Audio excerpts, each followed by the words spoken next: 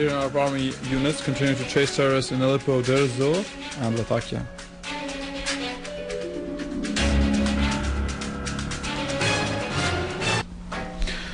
Syrian Arab Army units carried out a precise qualitative operation against hideouts of terrorists in the area between quarters of Bustan al-Basha and Sheikh Maqsoud in Aleppo. They destroyed 2 rocket launchers, 2 mortar guns and 3 vehicles carrying heavy machine guns. Many terrorists, including a sniper, were killed and others were wounded as a result of the operation. A unit of the Syrian Arab Armed Forces also clashed with another terrorist group in Sheikh Maqsoud, killing and wounding many terrorists, including six non-Syrians.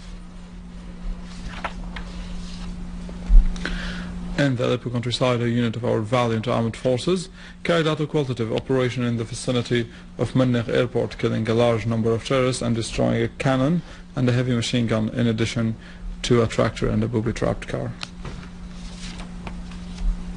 In Walat Nasrin of Idlib countryside, a unit of the Syrian Arab Army raided a hideout of the leaders of some terrorist groups, destroying all weapons and ammunition inside. A military source said that the operation resulted in the killing and injuring of all who were inside the hideout, which was used to lead and mastermind the criminal acts of the terrorists in Walat Nasrin.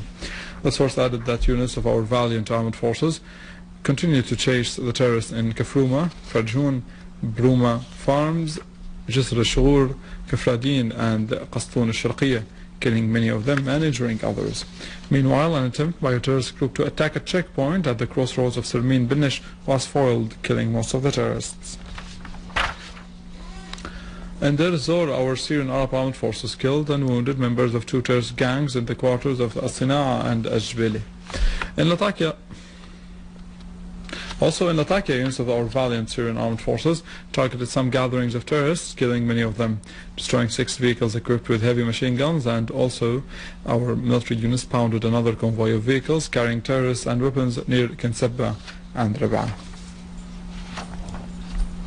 In Tel Kalakh, in Homs countryside, terrorists of al-Nusra Front committed a new savage massacre in al-Burj quarter of that town, killing citizens, mostly women and children.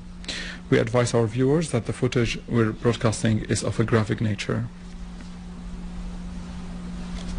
Syrian Arab Armed Forces captured stores of smuggled weapons belonging to the terrorists, one of them in the orchards of Daraya in the Damascus countryside, and the other in the village of Qasarin in the eastern countryside of Hama. The store in Daraya proved that the terrorists of al-Nusra Front received these weapons. Information from the people revealed the hideout of terrorist gangs in the orchards. After accurate monitoring, a unit of the security forces stormed the hideout and captured large amounts of weapons and different kinds of ammunition and handmade bombs, in addition to automatic guns. In the village of Qasarin, to the east of Hama, Syrian Arab Army units, in collaboration with locals there, confronted a terrorist gang, killing and wounding all its members. The army also captured stolen vehicles carrying false car plates and a large amount of ammunition and equipment, including RPG missiles, communication equipment and advanced computers that were used by the terrorists.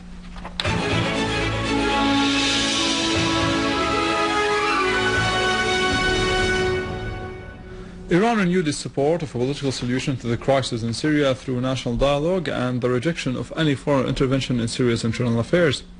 The Iranian attitude was expressed by the Assistant Foreign Minister for Arab and African Affairs, Mr. Hussein Amir Abdullahian, in Cairo.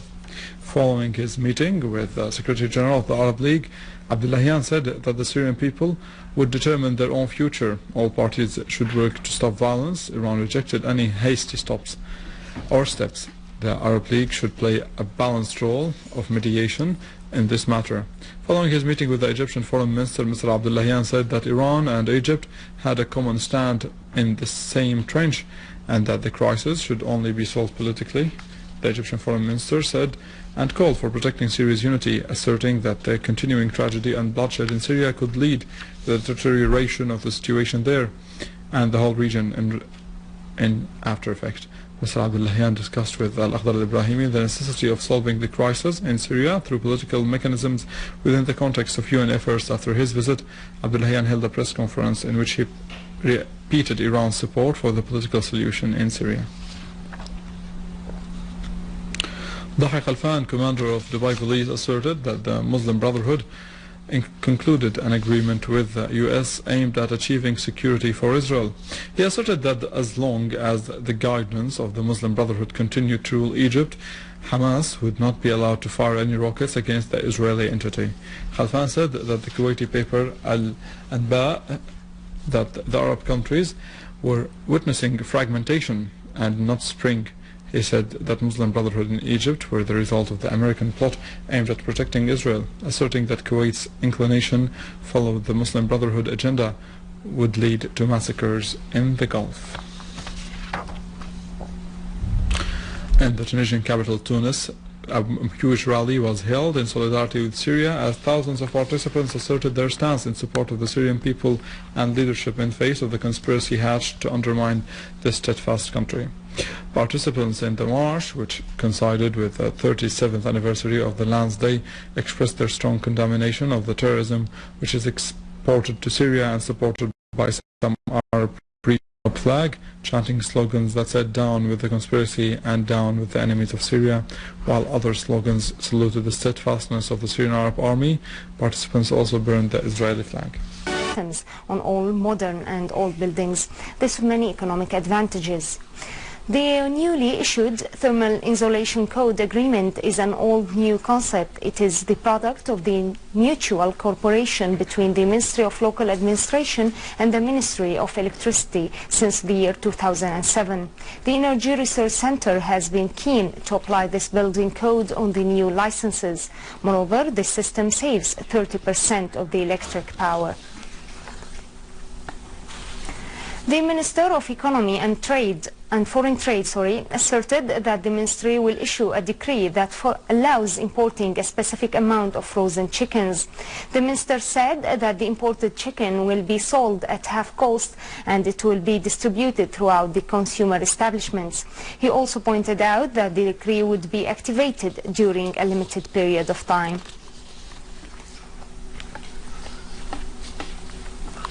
The Director General of the Investment Commission, Hala Ghazal, indicated that the Commission is working to find new legislations that will develop the current investment process legislations.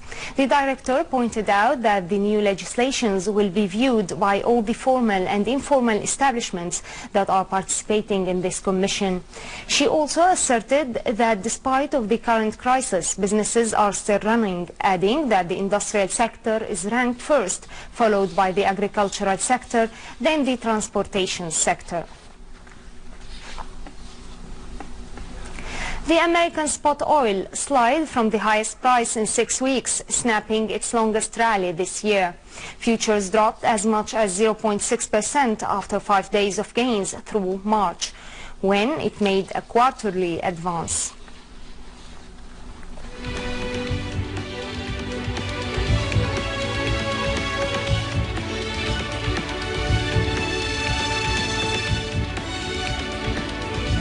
The Standard & Poor's 500 index advanced to record as the companies traded closer to the new price estimates.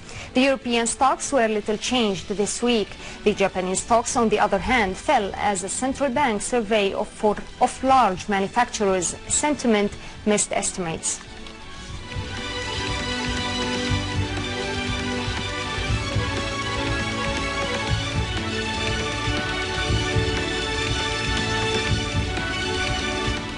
Gold traded little changed after 2 quarterly losses amid speculations that the U.S.'s economy recovery is better and the stronger dollar may cut the demand. Silver and palladium declined while platinum advanced on record high holdings.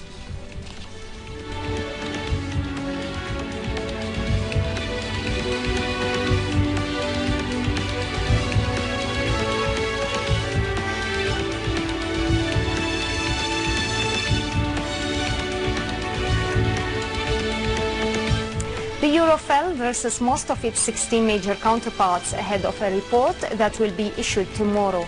This report may show that the unemployment in the bloc climbed to a record during February, 2 days before European Central Bank officials meet to set interest rates.